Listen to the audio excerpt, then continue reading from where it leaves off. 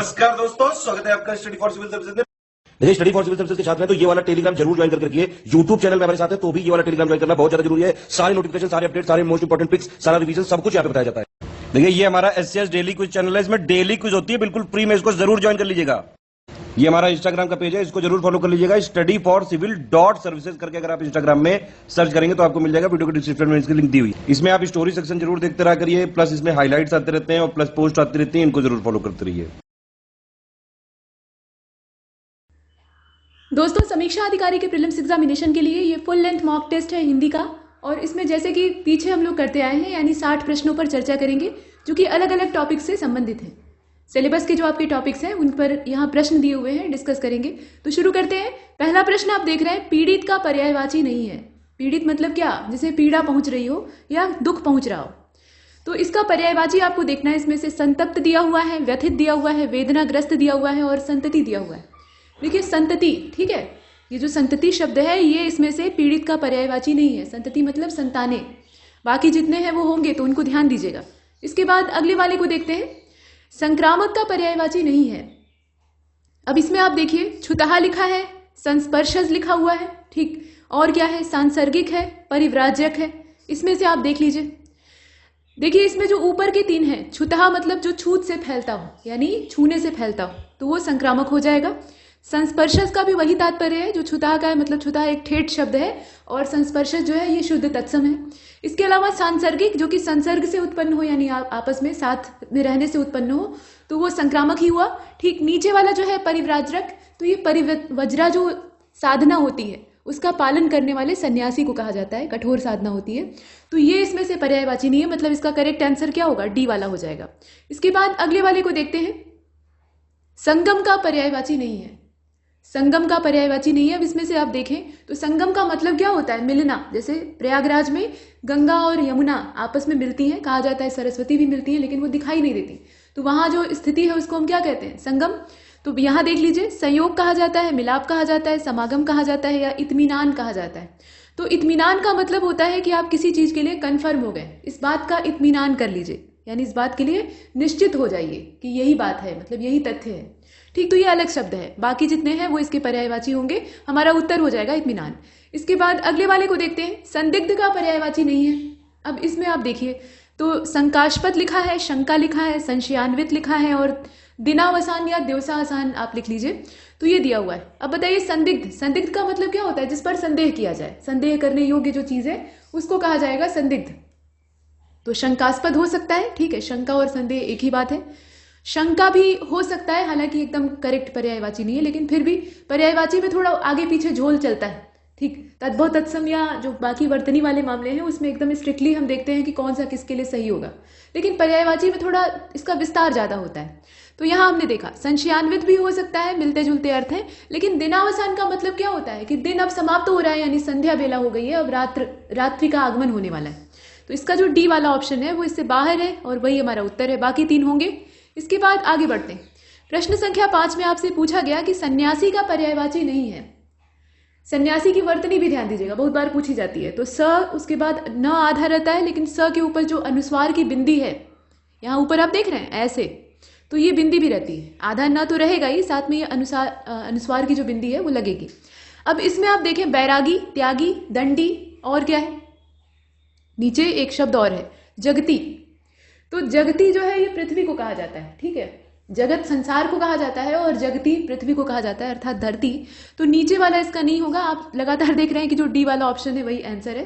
फिलहाल बैरागी, त्यागी और हाँ दंडी का मतलब भी सन्यासी ही होता है, जिसे वैराग्य उत्पन्न हो गया हो। और वैराग्य उत्पन्न हुआ तो क्या हुआ? वो चोला पहनकर एकदम जो चीवर धारण करने वाली व्यवस्था होती है उसमें, और एक डंडा लेकर चल रहा है। जैसे शंकराचार्य को आप देखते हैं ना, बिल्कुल उन्हीं का स्वरूप आप ध्यान में कर लीजिए। उनसे सच्चा सन्यासी कौन हो सकता है?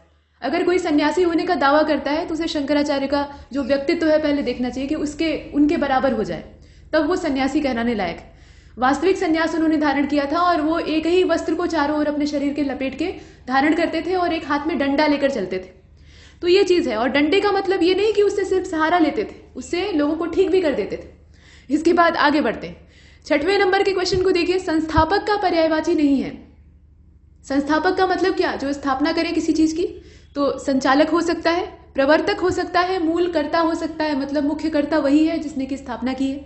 तो ये 3 तो ठीक है भाई। समाप्ति नहीं होगा, समाप्ति का मतलब क्या होता है वो बताने की जरूरत नहीं है। इसके बाद आगे चलते हैं, प्रश्न संख्या 7 को देखें। पर्यायवाची से आज शुरुआत हुई है, तो ये जरूरी नहीं है कि पेपर में कहीं मतलब एक जो सेगमेंट है उससे 10 प्रश्न लगातार ही पूछे जाएं। कभी ऐसा भी होता है कि मूड चेंज करने के लिए या आपकी भावनाओं के साथ खेलने के लिए आयोग 10 प्रश्नों में ही कई सारे आपके जो सिलेबस के सेगमेंट है, मतलब 6 पार्ट हैं, तो उनका प्रयोग कर डालता है। और इसकी भी संभावना हो सकती है कि 2 अलग अलग जो सिलेबस के हमारे पार्ट हैं, जैसे मान लीजिए तद्भव, तत्समय और वर्तनी है, तो उसको एक में मिक्सअप करके कोई क्वेश्चन बनाया जाए। हो सकता है, नया प्रयोग किया जा सकता है, और कोई इसमें यह भी नहीं कह सकता कि ये आउट ऑफ सिलेबस है। आयोग तुरंत वहां पे अपना लाठी चला देगा। तो अब इसमें आप देखिए, समता का पर्यायवाची नहीं है तो बराबरी। समता का मतलब क्या होता है? समानता, तो ठीक है। तुल्यता, समानता है ही है, वो तो सीधा सीधा है। अब इसमें आप देखिए अनुमोदन। अनुमोदन का मतलब क्या होता है? समर्थन करना, किसी चीज का समर्थन करना, मतलब कोई बात कही जा रही है, आप उसका अनुमोदन कर रहे हैं, यानी उसके पक्ष में है। इसके बाद आगे बढ़ते हैं, समन्वय का पर्यायवाची नहीं है। अब इसमें आप देखिए, तो पहले देखिए पर्यायवाची जानने के लिए या कौन सा है या नहीं है ये जानने के लिए आपको जो शब्द है उसका सही अर्थ मालूम होना चाहिए। तो समन्वय का पर्यायवाची नहीं है। इसमें से कौन सा नहीं है? आप देखें, संसर्ग दिया है, सामंजस्य दिया है, बेला दिया है और मेल दिया है। तो समन्वय का मतलब संसर्ग हो सकता है, ठीक है, बहुत दूर का नाता है लेकिन फिर भी हो सकता है। हाँ, सामंजस्य भी हो सकता है, समन्वय कर रहे हैं यानी सामंजस्य बिठा रहे हैं। और मेल, तालमेल बिठाना आप सुनते हैं ना, तो वही चीज है सामंजस्य। लेकिन बेला नहीं होगा। बेला का मतलब होता है समय, कहते हैं संध्या बेला हो गई या प्रातःकालीन बेला में आइए, बेला का मतलब होता है समय। इसके बाद आगे चलते हैं, प्रश्न संख्या नेक्स्ट कौन सा है? समीक्षा, ठीक है। समीक्षा का पर्यायवाची नहीं है। अब इसमें आप देखिए, आलोचना, यहाँ आलोचन लिखा हुआ है तो कोई बात नहीं, आलोचन भी हो सकता है, शब्द होता है। और विवेचना दिया है, समापन दिया है, और क्या है? मीमांसा। अब बताइए, तो समापन ये समीक्षा का कहीं से भी पर्यायवाची नहीं है। बाकी जो है वो, अब इसमें एक चीज ध्यान दीजिएगा कि समीक्षा जो शब्द है उससे इनका अर्थ भिन्न है, लेकिन पर्यायवाची का जब प्रसंग आता है तो उसमें थोड़ा दूर दराज वाले जो रिश्तेदार हैं वो भी जोड़ लिए जाते हैं। ऐसा नहीं कि सिर्फ जो रक्त संबंधी है उन्हीं को रखते हैं, जो दूर दराज के परिचित और संबंधी हैं उनको भी इसमें शामिल कर लेते हैं। तो ये सब एक कैटेगरी के हैं, एक जैसे हैं, लेकिन एक अर्थ वाले नहीं है। ठीक, समीक्षा का मतलब जानते हैं क्या होता है? किसी चीज का, या मान लीजिए कोई रचना है या किसी की बात है, तो उस पर आप समीक्षा कर रहे हैं, यानी उसके गुण और दोषों को दिखा रहे हैं निष्पक्ष होकर। आलोचना का मतलब क्या होता है? वहां भी आप गुण दोषों का प्रक्षालन कर रहे हैं, यानी दोनों को अलग अलग करने का काम कर रहे हैं, लेकिन मुख्य आप उसमें जो धारणा आपकी है वो आलोचक की है, अर्थात उसमें आप निंदा भी करेंगे। निंदा करना हमेशा बुरा नहीं होता है, एक आलोचक भी निंदक होता है और एक निंदक जो छिद्रान्वेषी है वो तो होता ही है, लेकिन आलोचक एक स्वस्थ भावना से निंदा करता है ताकि जो दोष है उसको दूर किया जा सके। तो उस टाइप का यहाँ विवेचना, माफ कीजिएगा, आलोचना होती है।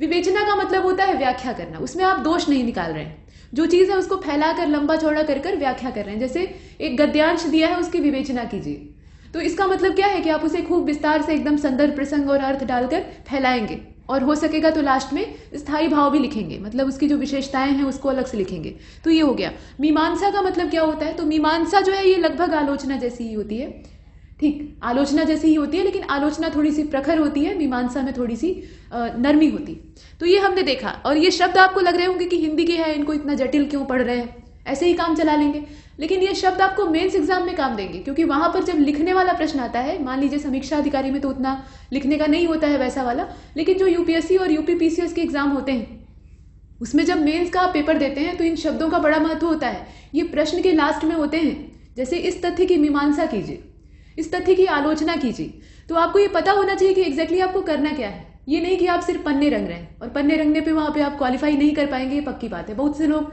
ये शिकायत करते हैं कि हमारा चयन नहीं हुआ, हमने बहुत लिखा था। तो यूपीएससी जो है वो हिंदी मीडियम वालों के साथ भेदभाव नहीं, ऐसा कुछ नहीं है, आप पेपर को समझ नहीं पाए, तो ये चीज है।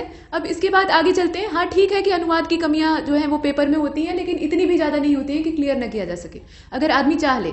अब यहाँ देखिए, समुद्र का पर्यायवाची नहीं है, तो अब देखिए इसमें सिंधु दिया है, नदीश दिया है। नदीश का मतलब क्या? नदियों के ईश, नदी प्लस ईश। और वारिश दिया है, समुच्चय दिया है, तो समुच्चय यानी यहाँ पे ही बाहर हो गया। समुच्चय का मतलब क्या होता है? झुंड।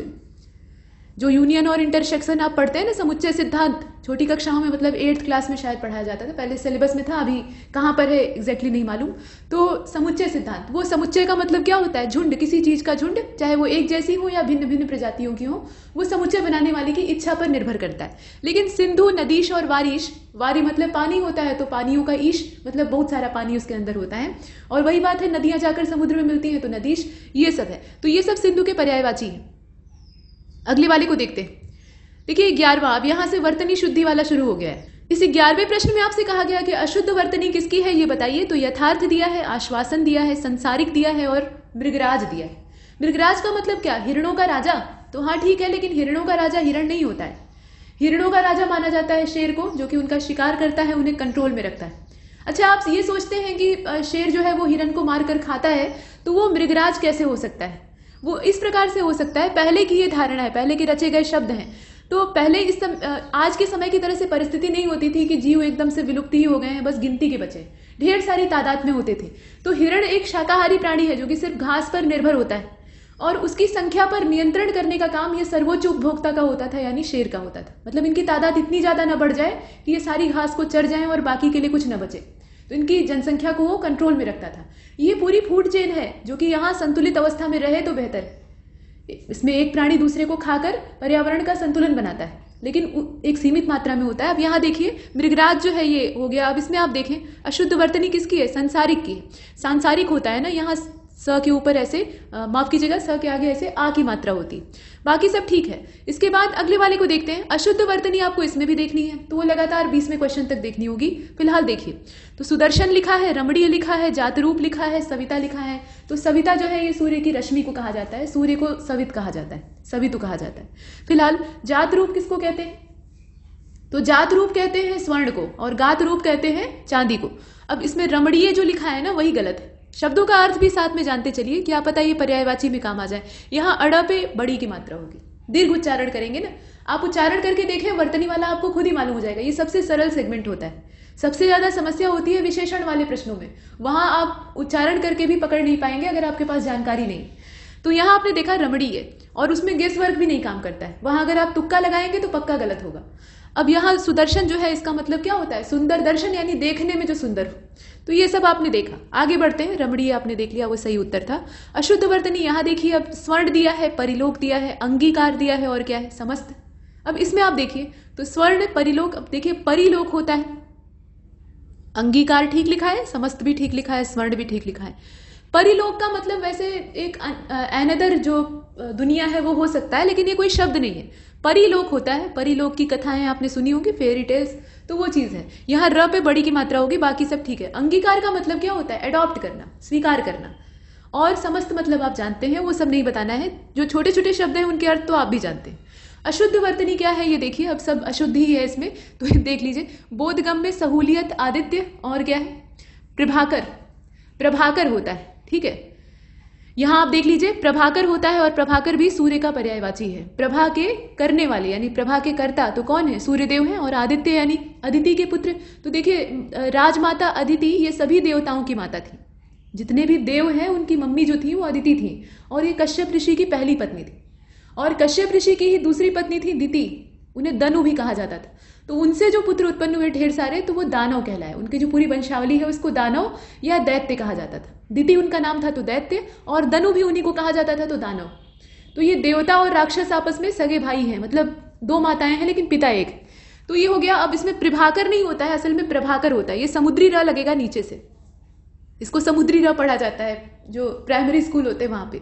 तो ये हो गया। अब इसके बाद बोधगम्य, और ये इंटरेस्टिंग है, याद करने में सुविधाजनक है। समुद्री र हो गया, वो ऊपर से जो लगाते हैं उसको उड़ंतू र कहते हैं।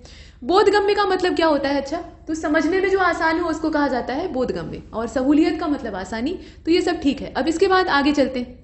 तो आदित्य का मतलब यहाँ समझिएगा ये क्यों बताया गया। आदित्य जो शब्द है ना, वैसे तो सूर्य के लिए ही इस्तेमाल होता है, सूर्य का ये परमानेंट पर्यायवाची है, इसमें कोई संदेह नहीं।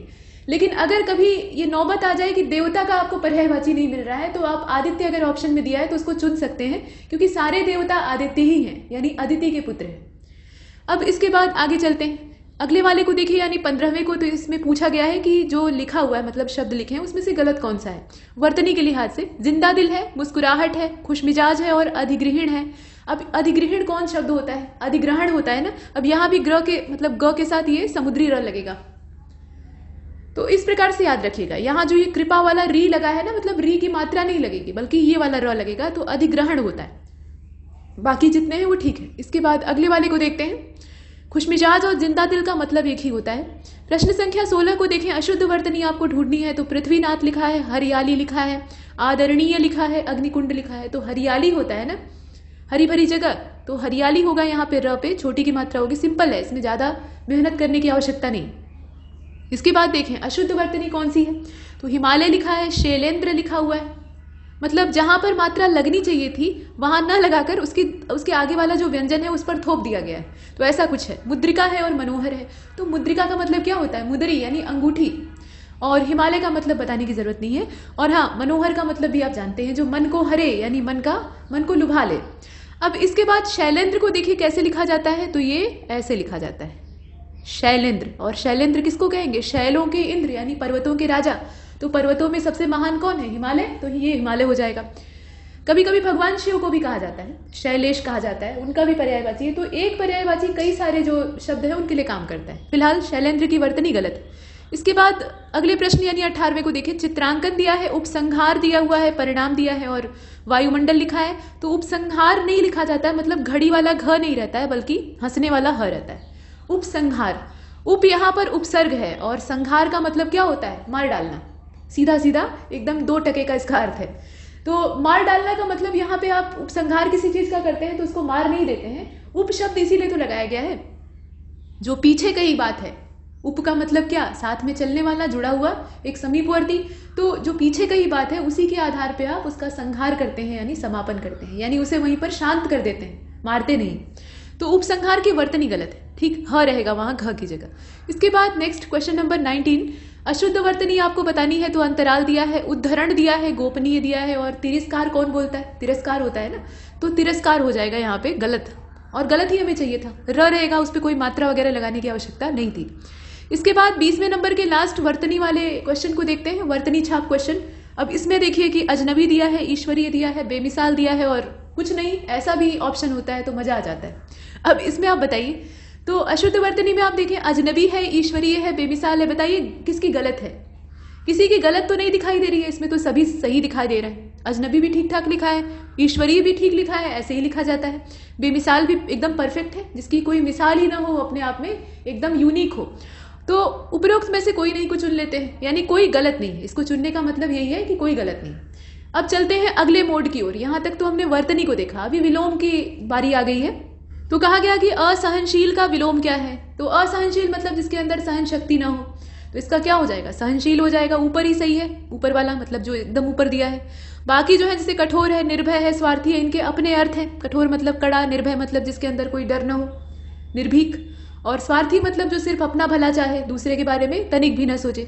इसके बाद आगे चलते हैं। अधिकतर महत्वाकांक्षी लोग जो होते हैं वो स्वार्थी होते हैं, और उतना स्वार्थ अच्छा होता है। एक उम्र सीमा होती है ना, मतलब मनुष्य का जो पूरा आयु चक्र होता है उसमें एक उम्र ऐसी, एक पड़ाव ऐसा आता है जहां पर मनुष्य को स्वार्थी होना चाहिए, और वो अवस्था इस समय आप लोगों की है।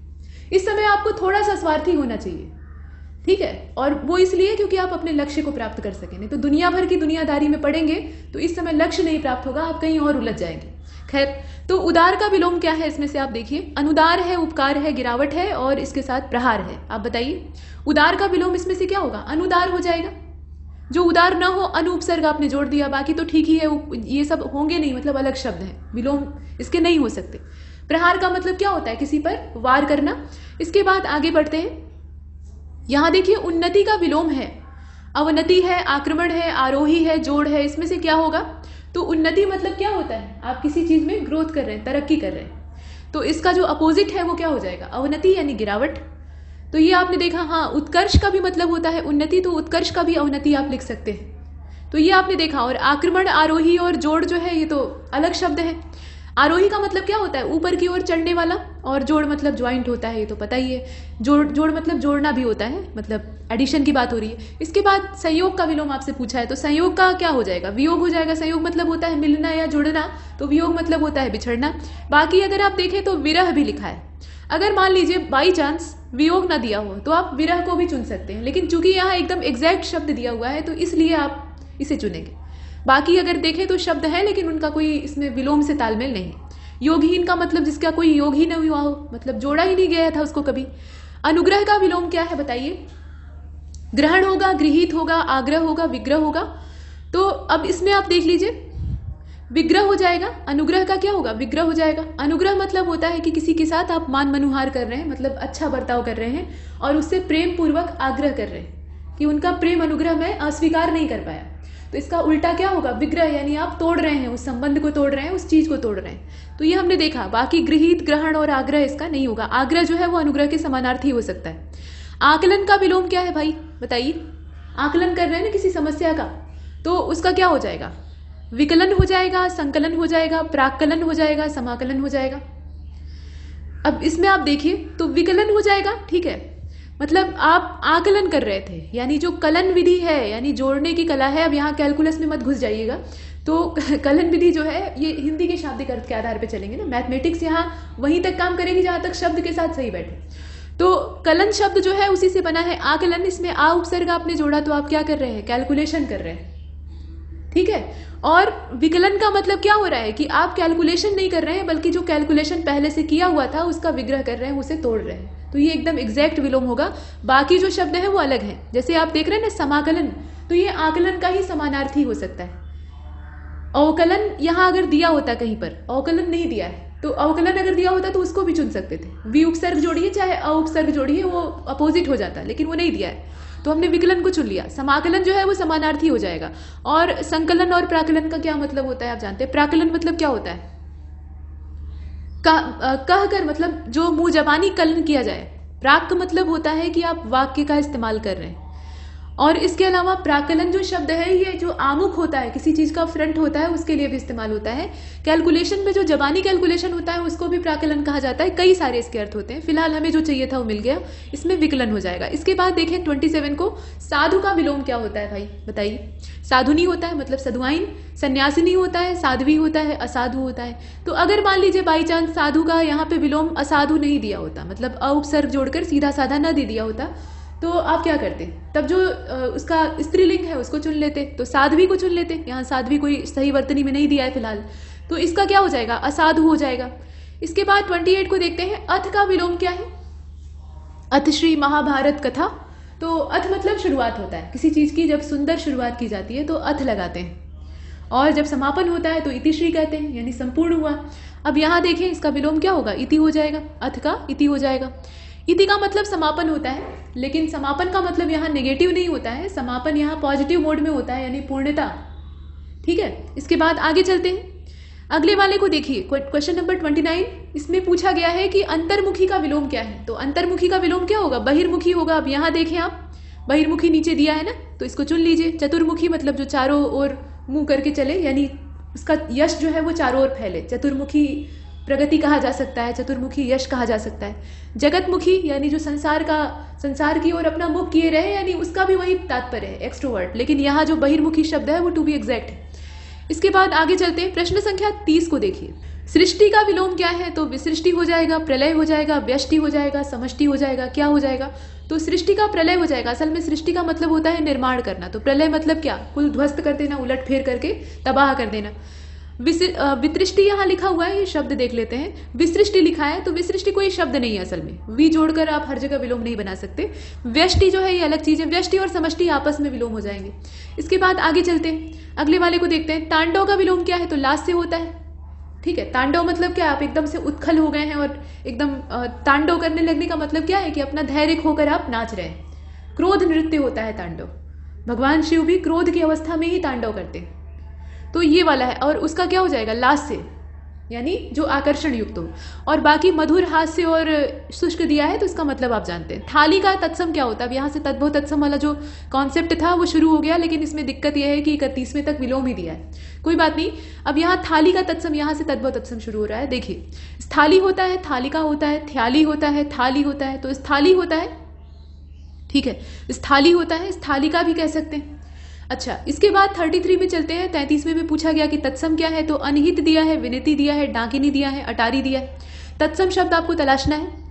अब इसमें अगर आप ध्यान से देखें तो डाकिनी जो शब्द है, ठीक है, ये तत्सम है। बाकी जितने शब्द हैं वो या तो अर्ध तत्सम है या फिर पूर्ण तद्भव है, मतलब या तो अपनी पूरी तद्भव अवस्था में है, और नहीं तो तत्सम से वो बिगड़ चुके हैं लेकिन अभी पूरी तरह से तद्भव नहीं बने हैं। डाकिनी जो है ये तत्सम शब्द है, तो आप पूछिएगा कि इसका तद्भव क्या होता है? डायन और क्या, एक थी डायन।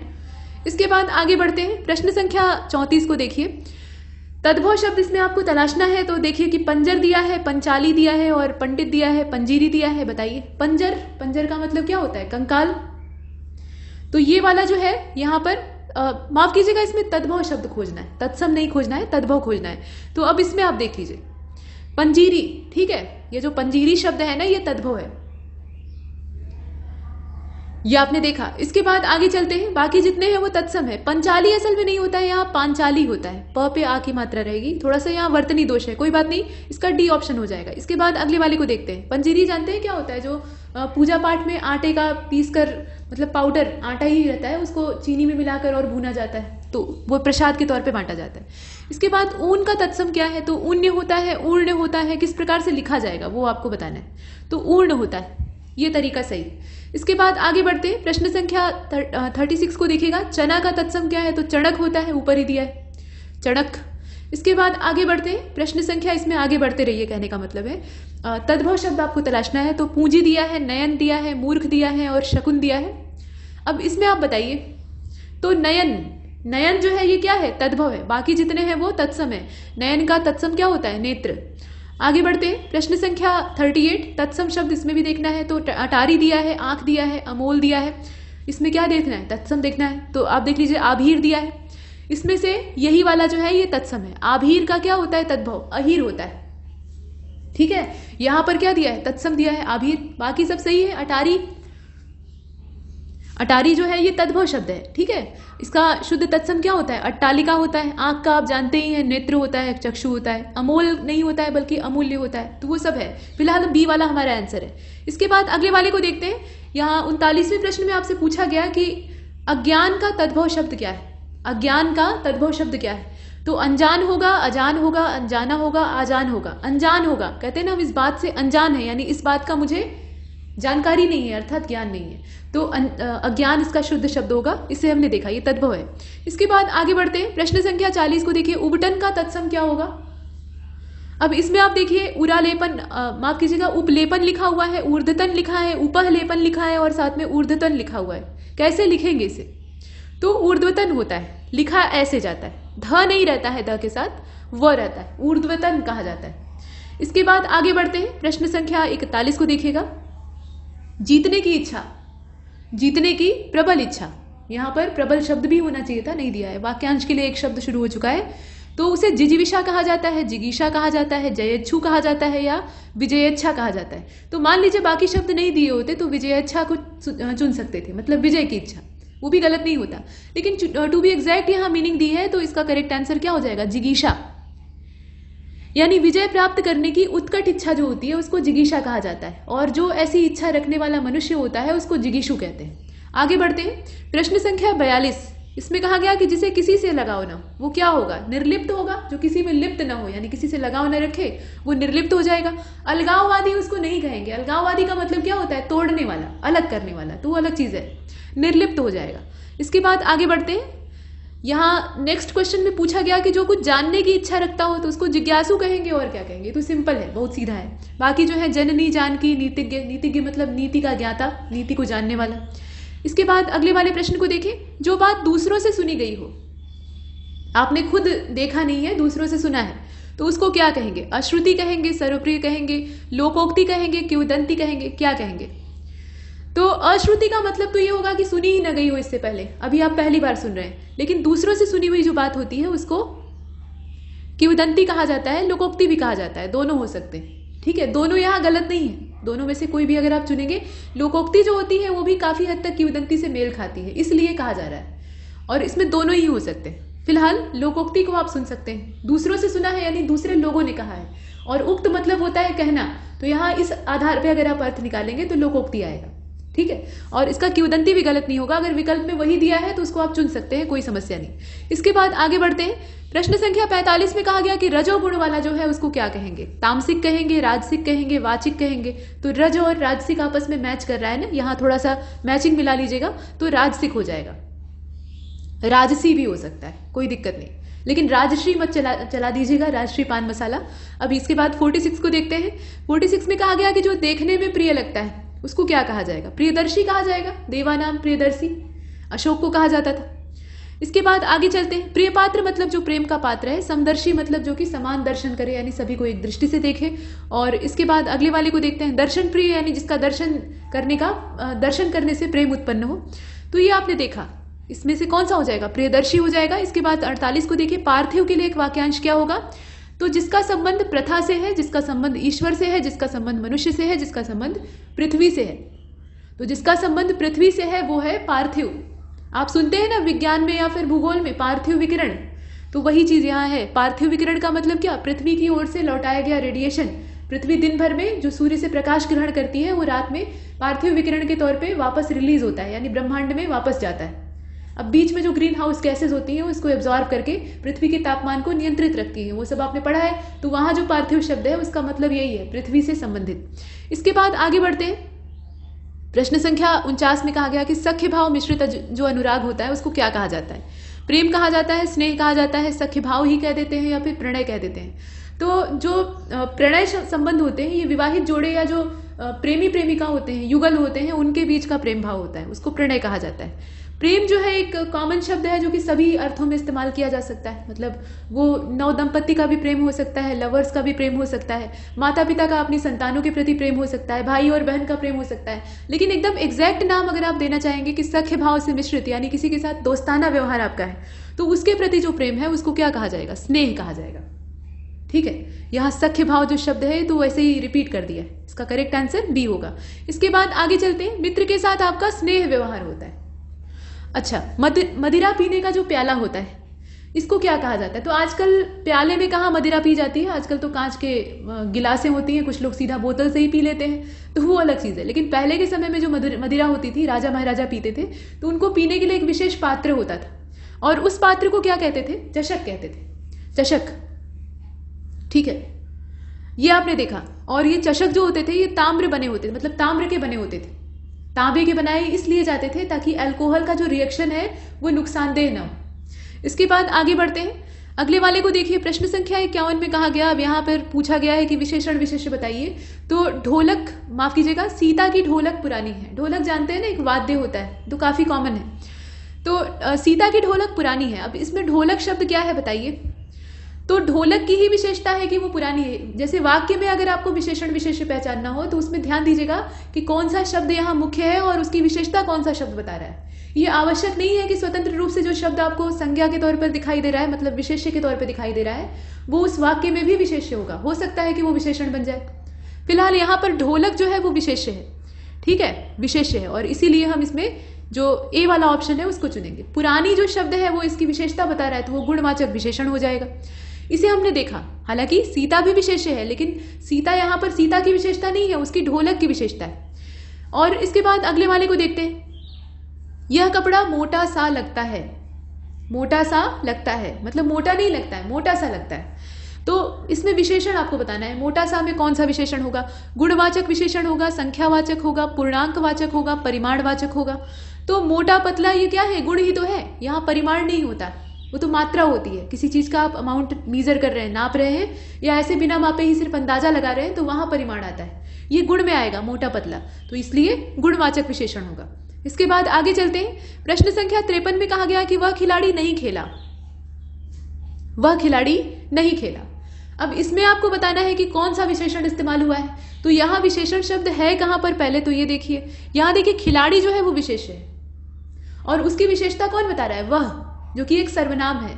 तो तो वह अगर स्वतंत्र रूप से देखा जाए तो एक सर्वनाम है, मतलब ये खुद विशेष्य होना चाहिए। लेकिन यहाँ समस्या ये है कि ये वह शब्द जो है ये एक दूसरे विशेष्य की तारीफ कर रहा है या उसकी बुराई कर रहा है, दोनों चीज। तो इसलिए ये इससे संबंधित है, मतलब इसी के बारे में बता रहा है। तो वह शब्द खिलाड़ी के बारे में जानकारी दे रहा है और वह खुद एक सर्वनाम था, तो इसलिए ये सार्वनामिक विशेषण हो जाएगा। ठीक है, इसको पहचानना आसान है, सार्वनामिक विशेषण। वाक्य में सर्वनाम शब्द जो होते हैं उनकी नियत अक्सर डोल जाती है। जब वो देखते हैं कि मेरा काम कोई दूसरा कर सकता है तो किसी संज्ञा का पूंछ पकड़ लेते हैं और उसकी तारीफ करने लगते हैं। तो ए वाला हो जाएगा। इसके बाद 54वें को देखते हैं। 54वां प्रश्न नीचे झांक रहा है, इसमें देखिए तिहाई शब्द में विशेषण है। तिहाई मतलब क्या? तीसरा भाग। अब इसमें आप बताइए आवृत्तिवाचक विशेषण है, गणनावाचक विशेषण है, क्रमवाचक है, अपूर्णांक बोधक है। इसमें आप देख लीजिए तो तिहाई, चौथाई। अब ये क्या है? पूर्ण संख्या नहीं है, तीसरा भाग है लेकिन तीसरी संख्या नहीं है, 3 नंबर नहीं है। तो ये क्या हो जाएगा? अपूर्णांक बोधक विशेषण हो जाएगा। ये गणनावाचक भी नहीं है, यहाँ आप गणना नहीं कर रहे हैं, इस तरह से गणना नहीं होती है। तिहाई, चौथाई, इससे कोई गिनती हो जाएगी? नहीं हो सकती है। आवृत्ति यहाँ हो नहीं रही है, दोहरा तिहरा रहता तो अलग बात है, लेकिन यहाँ तिहाई शब्द है तो अपूर्णांक बोधक हो जाएगा। इसके बाद क्वेश्चन नंबर 55 को देखिएगा, कौन सा शब्द विशेष्य है? तो आसीन दिया है, अग्नि दिया है, मधुर दिया है और कर्मठ दिया है। अग्नि जो शब्द है ये विशेष्य है, संज्ञा है, बाकी जितने हैं वो विशेषण है। आसन पर जो बैठा है वो है आसीन, तो आसन आपका विशेष्य है और आसीन आपका विशेषण है। मधुर जो शब्द है ये स्वतंत्र रूप से विशेषण है, गुणवाचक विशेषण है, इसका कोई विशेष्य नहीं है। हाँ, मधुरता या मधुराई लिख सकते हैं, वो बनाया गया है, मूल अवस्था में नहीं। इसके बाद नीचे वाले को देख लीजिए, कर्मठ, कर्म से बना है कर्मठ।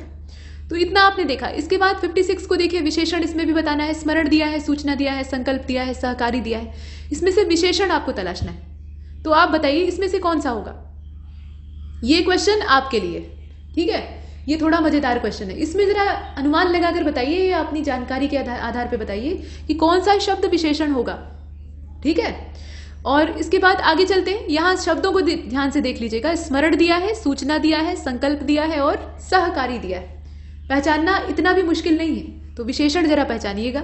इसके बाद 57 को देखते हैं कितने लोग सही बता पाते हैं। रमेश थोड़ा दूध लेकर आया, बहुत ज्यादा नहीं ले आया, थोड़ा सा ले आया, क्योंकि उसकी भैंस ने बाकी दूध गिरा दिया था पैर मारकर। तो हाँ, पशु जो है वो लात मारकर दूध गिरा भी देते हैं। अब इसमें आप देखिए, इसमें से आप विशेषण बताइए कौन सा होगा, मतलब ये किस तरह का विशेषण है। तो गुणवाचक है, परिमाणवाचक है, संख्यावाचक है कि आवृत्तिवाचक है? थोड़ा मात्रा है ना, दूध को आप गिन नहीं सकते तो गणनावाचक तो नहीं हो सकता। संख्यावाचक वही चीज है, संख्याओं को आप गिन सकते हैं, दूध को आप गिन सकते हैं, उसकी मात्रा को तोला जाता है, ठीक है, नापा जाता है। तो इस हिसाब से अगर देखा जाए तो ये परिमाणवाचक है, और वो भी कैसा परिमाणवाचक है? थोड़ा। अब यहाँ अनिश्चय की स्थिति है तो ये अनिश्चित परिमाणवाचक। इसके बाद 58 को देखते हैं। परिमाणवाचक क्रिया विशेषण का वाक्य होगा। अब इसमें आप देखिए क्रिया विशेषण भी शब्द जुड़ा है, हालांकि क्रिया विशेषण सीधे सीधे सिलेबस में नहीं है, लेकिन है तो विशेषण। तो अब देखते हैं इसमें, वह बहुत थक गया है, वह अभी अभी गया है, ठीक है, वह अंदर बैठा है, और क्या है? वह भली भांति नाच लेता है। अब बताइए कि इसमें से परिमाणवाचक क्रिया विशेषण कौन सा है? मतलब उसमें क्रिया विशेषण भी है और साथ में परिमाण का भी बोध हो रहा है, ये दो चीजें एक साथ मिक्स हैं। तो इसका जरा डी वाला ऑप्शन देखिएगा। इसमें कहा जा रहा है कि वह भली भांति नाच लेता है। भली भांति यानी अच्छी मात्रा में या अच्छे प्रकार से। तो यहाँ मात्रा से ही तात्पर्य है। बाकी जो है उसमें अगर आप देखें तो जो पहला वाक्य है वो भी हो सकता है। भली भांति जो शब्द है ना, ये भी परिमाण का बोध कराता है कभी कभी, तो यहाँ थोड़ा सा कंफ्यूजन हो सकता है। हालांकि अच्छे तरीके से भी इसका अर्थ होता है, और ऊपर वाला जो वाक्य है वो तो सीधा सीधा आपका परिमाण का बोध करा रहा है। तो एकदम जो एग्जैक्ट वाक्य होता है वो चुनना होता है। मतलब 4 विकल्प अगर आपस में मिलते जुलते हैं, उसमें से कुछ आपको लग रहा है कि 2 कम से कम सही हो सकते हैं, तो जो सबसे उपयुक्त हो उसका चुनाव कीजिएगा। तो इसमें आप देखिए कि वह बहुत थक गया है। बहुत जो शब्द है ये क्या है? परिमाण का बोध करा रहा है, और थकना एक क्रिया है, ठीक है। तो ये क्रिया विशेषण हो गया और साथ में परिमाणवाचक है। तो ए वाला ऑप्शन ज्यादा परफेक्ट है तुलनात्मक रूप से डी वाले के। मान लीजिए ए वाला नहीं दिया होता तो डी वाले को चुनते। इसके बाद 59वें प्रश्न को देखिए। काला घोड़ा तेज दौड़ता है, काला घोड़ा है और वो तेज दौड़ता है। आप बताइए क्रिया विशेषण इसमें कौन सा है? तो क्रिया विशेषण इसमें से कौन सा हो जाएगा? तेज दौड़ना क्या हो जाएगा बताइए? तो सबसे पहले आपको यह समझना चाहिए कि क्रिया विशेषण असल में है क्या।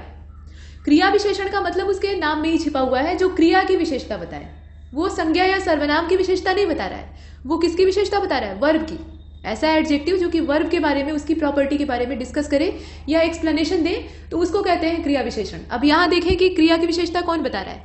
दौड़ना क्रिया है, ठीक है, दौड़ना एक क्रिया है, और उसका यहां वर्णन कौन कर रहा है? तेज। कैसे दौड़ रहा है? तेज दौड़ रहा है। तो तेज जो है वो क्रियावाचक मतलब क्रिया विशेषण के तौर पे आता है। इसके बाद लास्ट क्वेश्चन को देखते हैं। निशा का विशेषण रूप क्या हो जाएगा? निशाचर हो जाएगा, निशीत हो जाएगा, निशांत हो जाएगा कि नैश हो जाएगा? नैश यानी रात्रि से संबंधित। और बाकी जितने हैं वो निशा से संबंधित हैं, मतलब निशा से बनने वाले शब्द हैं, लेकिन वो इसके लिए विशेषण का काम नहीं करेंगे। निशाचर मतलब होता है जो रात्रि में भ्रमण करे अर्थात राक्षस। निशीत एक समय होता है, रात्रि का पहर होता है। और निशांत का मतलब आप समझ ही रहे हैं, यानी नीरव सन्नाटा जो होता है उसको कहा जाता है। तो इतना हमने देखा और यहाँ तक ये मॉक टेस्ट कंप्लीट होता है। कुल मिलाकर 59 प्रश्नों को हमने हल किया है। ठीक है, एक प्रश्न आपके लिए था, उसका आंसर कमेंट बॉक्स में दीजिएगा। तो ठीक है, तब तक के लिए नमस्कार।